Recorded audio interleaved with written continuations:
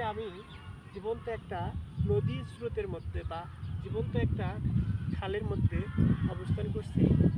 দেখুন, কৃষক যেখানে ফসল ফলানোর জন্য খালের ভিতর দিয়ে একটা সেচের ব্যবস্থা, পানি সেচের ব্যবস্থা করেছে, সেই জায়গায় কিছু কচু গাছ জন্মাইছে। এই যে দেখুন, যেখানে গাছ গোছালি অনেক কিছুই হয়েছে, বাট কচু গাছ পানির ভিতরে হয় এটা বিরল কথা। তার মধ্যে এমন জায়গায় একটা মাচান তৈরি করছে কচু গাছ, যেখানে বংশ বিস্তার করে সে একটা দল গঠন করেছে।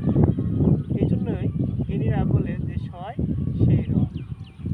দিব্যি সে অসংখ্য পুষ্টিরাজিতে ভরে বিদ্যমান হয়ে আছে, ফসলের কোনো ক্ষতি হচ্ছে না। এই যে দেখুন, আশেপাশে গাছগুজালি কত সুন্দর হয়ে আছে।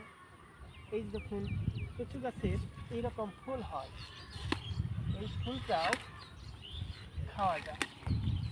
আমরা বর্ষা মৌসুমে এটা চিংড়ি মাছ বা অন্য অন্য মাছ দিয়েও এটা সুস্বাদু করে রান্না করে খেতে পারে।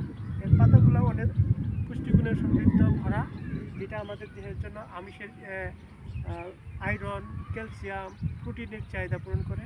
সেই সাথে এই বীজগুলা বা ফলগুলাও আমাদের স্বাদে অতুলনীয়, যেগুলা চিংড়ি মাছের সাথে চচ্চড়ি করে রান্না করে খেলে অনেকটাই টেস্টি এবং সুস্বাদু হয়। তো আপনারা টেস্ট করে দেখবেন, অনেকটাই ভালো লাগবে। থ্যাংক ইউ সবাইকে, ধন্যবাদ।